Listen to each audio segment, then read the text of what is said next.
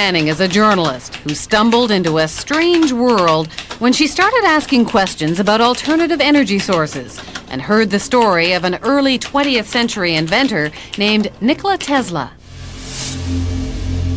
Tesla is almost a cult hero and an overlooked genius, and he has so many inventions that are at the basis of technologies that we have today. She went to a conference on Tesla and had a close encounter with a mysterious scientific researcher who became her deep throat, her Mr. X. He sent me a file of materials about the Bernard Eastlund patent. About a month ago, the U.S. Patent Office granted a patent to a Houston-based scientist, Dr. Bernard Eastlund, for an invention which, Dr. Eastlund says, could be used to change the weather. Dr. Eastlund says the invention could also be used to disrupt communications all over the world and might be used to destroy or deflect a missile attack. The Eastlund patents had the ring of the mad scientist aspect of Tesla. Tesla talked about this Tesla shield around the planet and talked about particle beam weaponry, something called a death ray. Death ray? Jean wasn't sure where all this was leading until Mr. X called again. And he said, the maniacs are actually going to do it up in Alaska.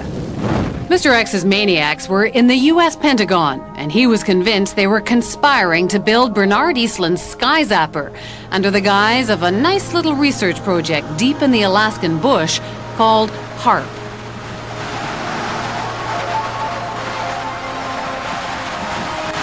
The basic concept is to build a very large antenna, then to utilize a large amount of power and to beam those radio waves up into the upper atmosphere. Have you approached the Pentagon with this invention? Yes, and what I'm not at liberty to tell you is the details of what that interaction has been. The word spread through the Alaskan bush, and soon a band of suspicious Alaskans set out to warn people about what they saw as the U.S. military's secret agenda.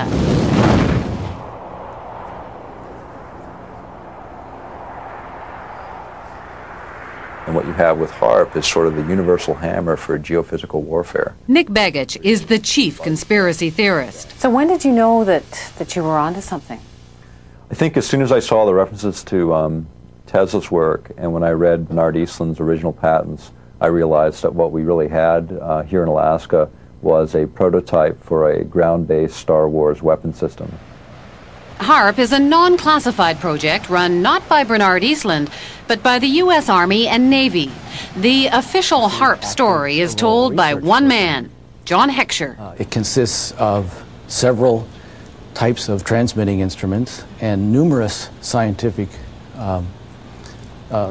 instruments that study the natural ionosphere and the ionosphere that has been perturbed by the instruments that we are building. The ionosphere is a sea of electrically charged particles in the upper atmosphere, and the instrument is a powerful radio wave transmitter. Does it have any military applications? The site itself is strictly a scientific research site. Perhaps the outcome of some of the science, perhaps some of the results, could be applied in to military systems.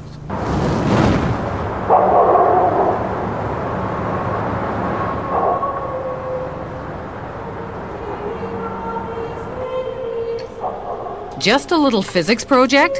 Jim Roderick isn't buying it. He's been gunning for the real goods on HAARP, and his weapon is the internet. The military is incapable of doing pure science. Science is conducted by them for application in weapon systems, for no other reasons. From his shack in the middle of an Alaskan village, Jim and his co-conspirators around the globe have been tapping into databases.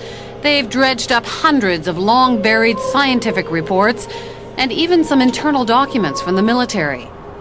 They call it the world's first techno-protest, and they did it all on the military's own baby, the net. Plans for HAARP activities correlate with projections of what can be done in the Eastland patents. It's that simple. So it's not a coincidence? It's not a coincidence. Well, I hate to disagree with you, but it's not his patent that we're building. Superficially, yes. They send energy up into the ionosphere, but the Eastland patents require huge, prodigious, in fact, amounts of power, like 100 billion watts. Remember that number, 100 billion watts. You'll hear it again later. HAARP requires only 3 million watts. There is a paper trail leading us back to Eastland. No, there is not.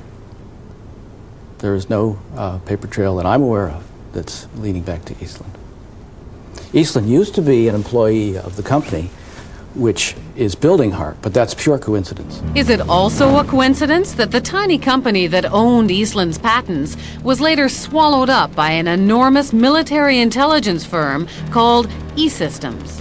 2.1 billion in annual sales, 1.8 billion of that, with a B, was to military intelligence groups, CIA, NSA, and others. And of that, 800 million were black projects, so secret that even the United States Congress didn't know what they were. E-Systems was then swallowed up by Raytheon Corporation. It too specializes in super secret contracts with the Pentagon. Why would Raytheon be so excited about this? Well, it's a ground-based Star Wars weapon prototype. For them, it represents potentially billions and billions of dollars. So how would you describe this world of E-Systems and Raytheon and HAARP? Dark.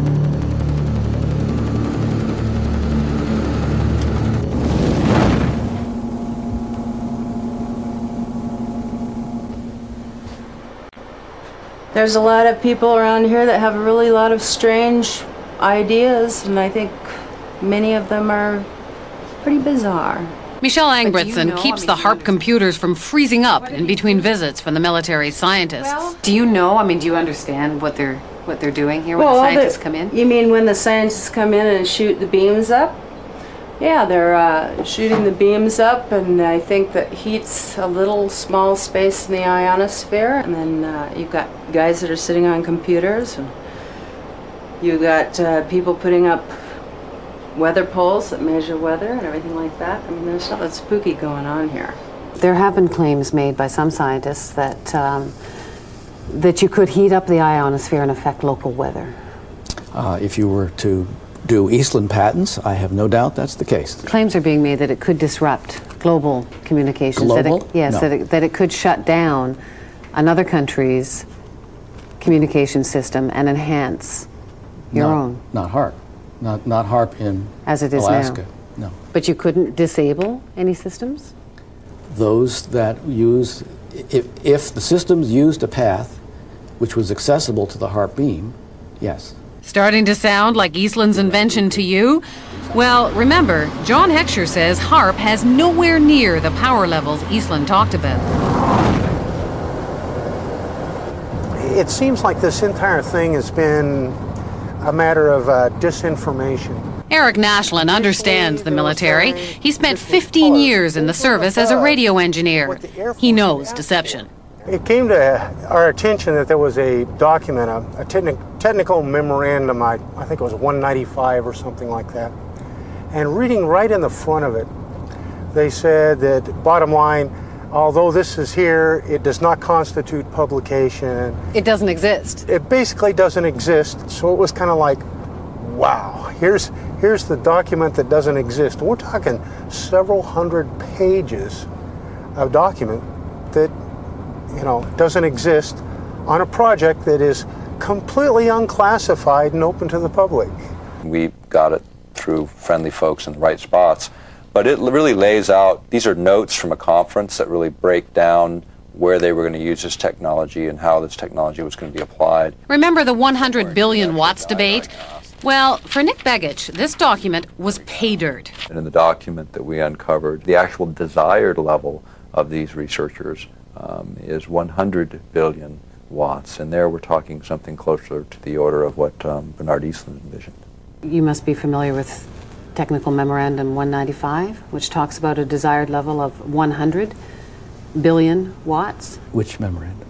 Technical Memorandum 195. I'm not familiar with that number. Well, it's about 600 pages. And I mean, you may not acknowledge it because it hasn't been published, but it exists. I've seen it. I don't know what Technical Memorandum 195 is, because I haven't seen it. This is a published document. It's non-released. And it's the word games that John Heckscher plays and the word games the United States military plays, and it's the word games they continue to play, and those are the things that need to end. Zap incoming missiles, disrupt global communications, and engineer the weather. And ready? There's one more. Some people believe the technology being tested here could be used for sinister projects involving humans. Radio waves messing around with people's brain waves. And guess what? The military denies this one, too.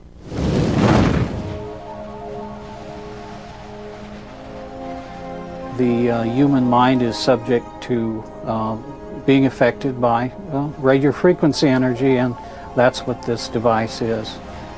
In other words, you can move the moods of large populations using this kind of technology. So now we have not just maniacs in the Pentagon, but a bunch of Dr. Strangeloves?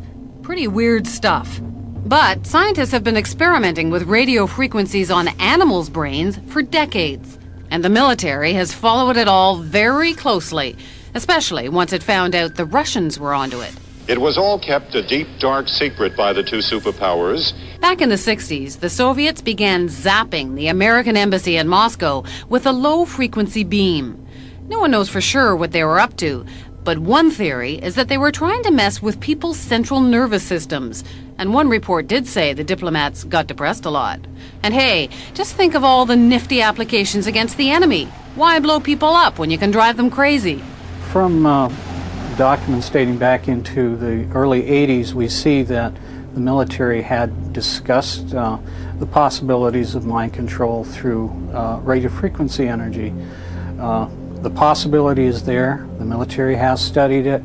A 1982 Air Force report called radio frequency energy a major new research initiative and said that RF can, quote, disrupt normal purposeful behavior. A 1987 military report called for more research on RF energy as a non-lethal weapon, while pointing out that most of the existing technology is classified.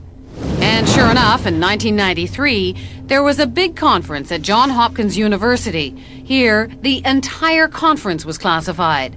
But the agenda wasn't, and weapons using extremely low radio frequencies, or ELFs, were listed as a very attractive option. Is it just a coincidence that there's been all of this talk and that HAARP will be experimenting with this? Is that all just coincidence? I believe the ability of ELF to affect the mind is a side issue for us. It may be real.